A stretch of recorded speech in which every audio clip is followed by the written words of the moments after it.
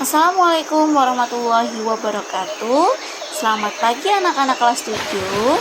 Hari ini kita akan belajar lagi materi yang kedua pada semester 2, yaitu tentang interaksi makhluk hidup dengan lingkungan.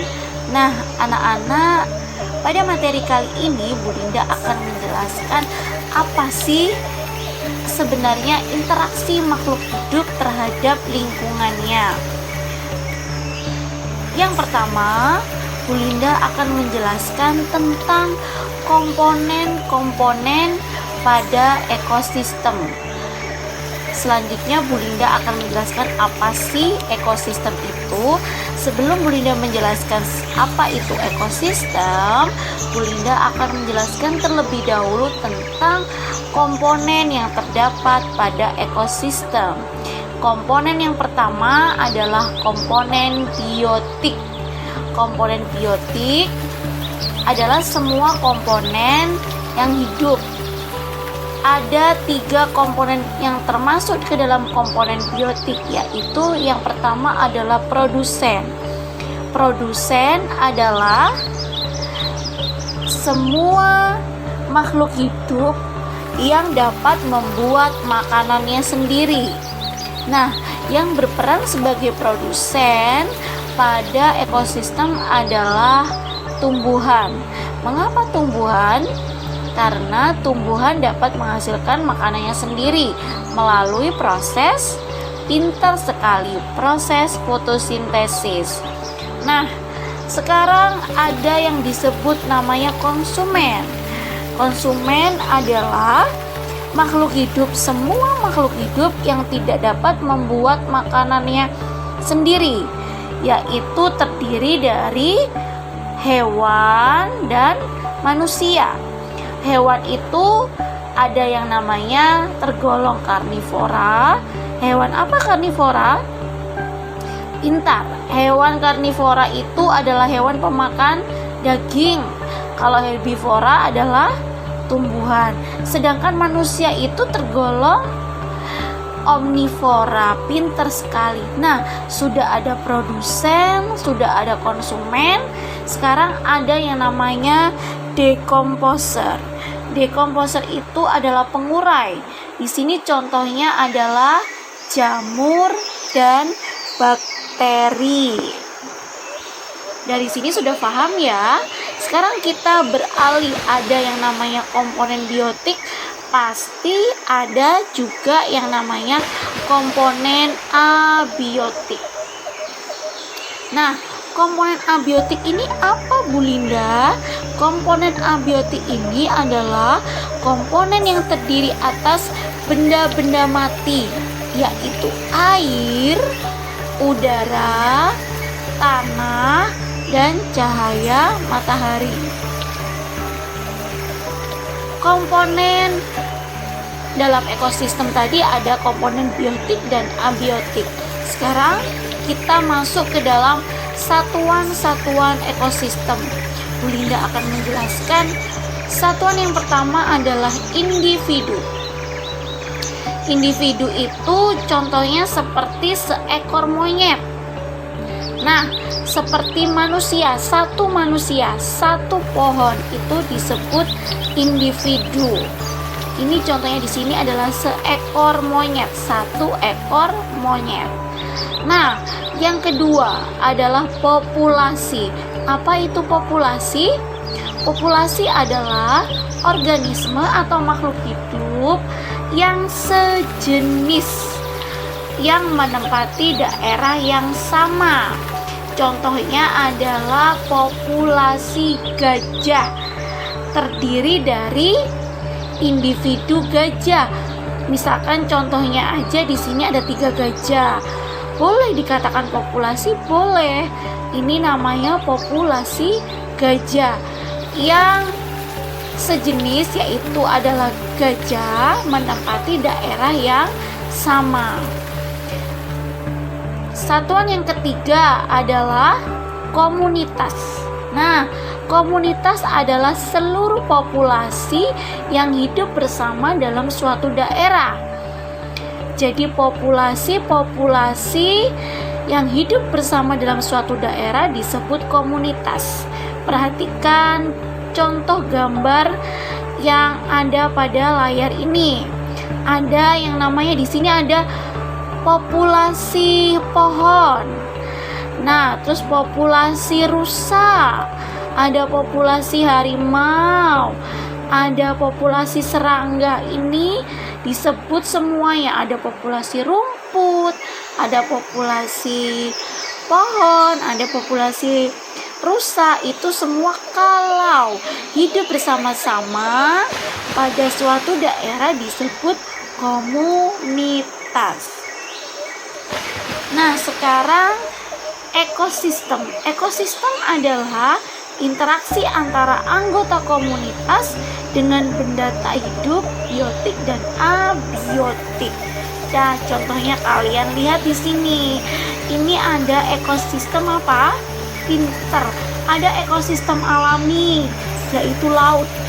Di sini ada komponen abiotiknya. Apa? Komponen abiotiknya ada air. Pinter. Ada komponen biotiknya apa ya? Ikan. Ada jenis-jenis ikan. Ada populasi ikan hiu. Ada populasi ikan paus. Ada semuanya di sini. Ini namanya ekosistem. Anak sudah paham ya apa itu individu, apa itu populasi, apa itu komunitas, dan apa itu ekosistem. Sudah bisa membedakan ya? Nah, sekarang ada yang satu lagi namanya biosfer. Biosfer merupakan kumpulan ekosistem yang terdapat di bumi. Nah, biosfer merupakan lapisan permukaan bumi dan atmosfer yang dihuni oleh seluruh makhluk hidup. Jadi ekosistem, ada ekosistem laut, ada ekosistem sungai, ada ekosistem waduk, sawah. Itu kalau kumpulan dijadikan satu, itu namanya biosfer. Anak-anak sudah paham dari sini? Lanjut ya. Sekarang dalam ekosistem itu, dalam lingkungan itu ada yang namanya pola interaksi. Apa saja sih Bu Linda pola interaksi itu? Nah, pola interaksi yang pertama adalah netralisme. Netralisme merupakan hubungan yang tidak saling mempengaruhi meskipun organisme hidup pada habitat yang sama. Anak sudah tahu ya habitat itu apa? Habitat adalah tempat hidup makhluk hidup. Nah, seperti contohnya ini, ada kuda. Di sini ada gambarnya kuda.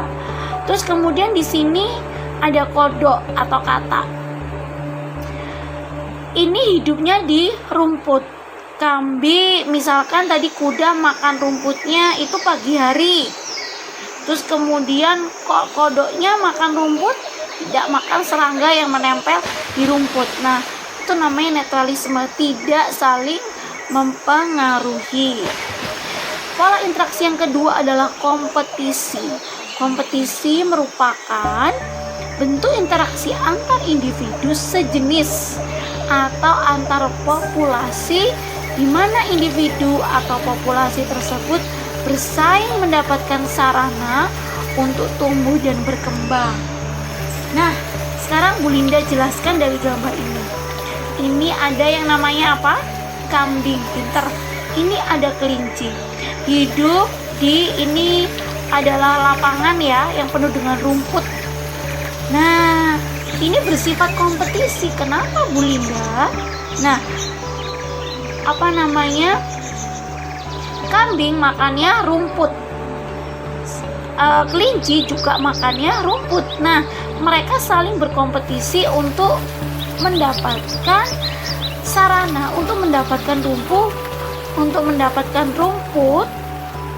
Apa rumput fungsinya untuk mereka? Adalah memenuhi makanan, yaitu tumbuh dan berkembang. Ini namanya kompetisi.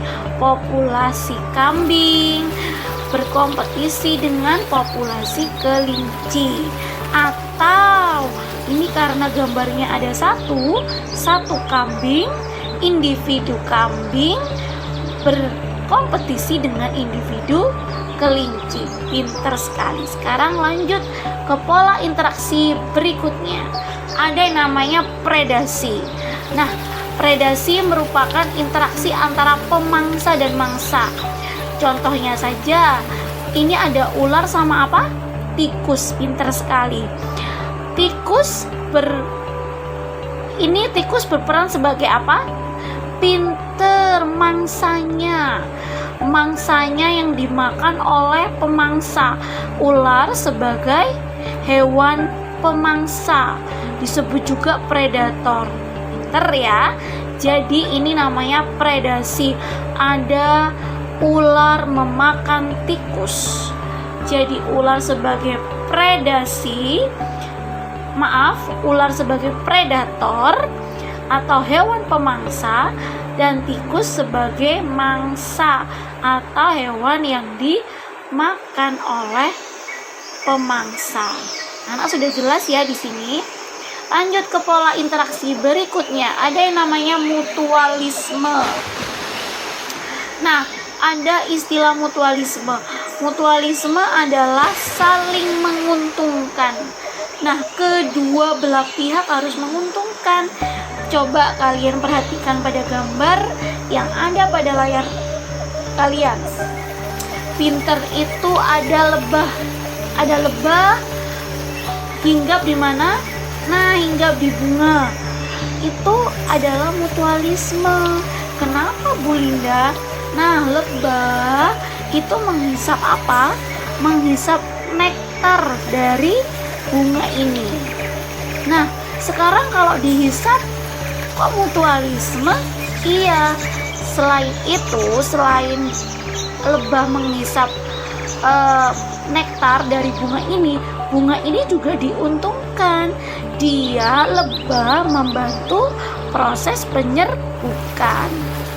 Paham ya di sini? Jadi lebah membantu bunga untuk proses penyerbukan, dan lebah mendapatkan nektar dari bunga tersebut. Jadi ada interaksi mutualisme atau saling menguntungkan keduanya. Pola interaksi yang kedua adalah parasitisme. Anak-anak sudah paham istilah parasitisme? Pintar. Parasitisme adalah hubungan antara dua organisme yang berbeda jenis, di mana salah satu pihak mendapat keuntungan sedangkan pihak yang lain mendapat kerugian. Contohnya yang paling kalian kenal adalah benalu. Pintar. Ada tumbuhan yang dihinggapi benalu atau tumbuhan inang. Jadi dia dirugikan, tumbuhan benalu diuntungkan, tetapi tumbuhan yang ditumpanginya akan dirugikan. Itu namanya parasitisme. Nah, pola interaksi yang berikutnya adalah komensalisme. Komensalisme itu satu diuntungkan tapi satunya tidak diuntungkan dan tidak dirugikan, tidak berpengaruh. Contohnya saja, ini ada ikan hiu. Ikan kecilnya ini namanya ikan remora. Ikan hiu dan ikan remora. Ikan hiu diikuti oleh ikan remora. Ikan hiu tidak dirugikan, tetapi juga tidak diuntungkan. Tetapi ikan remora sangat diuntungkan dengan kehadirannya ikan hiu. Kenapa, Bu Linda? Kan ikan hiu kan ganas, apa nggak dimakan?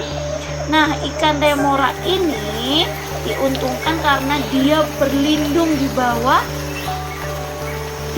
badannya ikan hiu.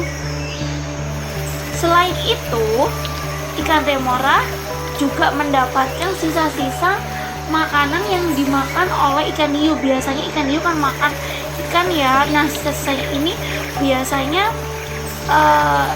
di sisa-sisanya itu dimakan oleh ikan remora. Jadi ikan remoranya diuntungkan oleh kehadiran ikan hiu.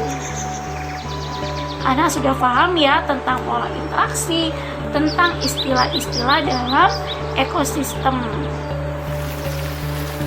Nah, pola interaksi yang berikutnya adalah amensalisme. Amensalisme atau antibiosis adalah interaksi organisme di mana salah satu organisme menghambat pertumbuhan organisme lain. Nah, istilah amensalisme ini mungkin baru kalian dapat di SMP. Ya, contohnya ini ada pohon walnut. Pohon walnut ini menghasilkan zat alelopati dan menyebarkan ke ekosistem yang ada di sekitarnya sini. Nah, ini ada pohon walnut yang menghasilkan zat alelopati dan menyebarkan ke seluruh ekosistem. Ini ada ekosistem apa ini? Ada ekosistem padang rumput. Nah, padang rumput ini tumbuhannya akan terhambat atau tidak hidup karena terkena zat alelopati yang disebarkan oleh pohon walnut. Nah, anak-anak, itulah tadi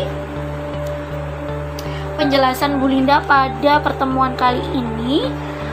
Bu Linda berharap kalian memahami apa yang Bu Linda jelaskan, dan untuk memahami lagi Bu Linda akan berikan latihan-latihan soal pada link yang akan Bu Linda bagikan. Terima kasih. Wassalamualaikum warahmatullahi wabarakatuh. Selamat pagi anak-anak.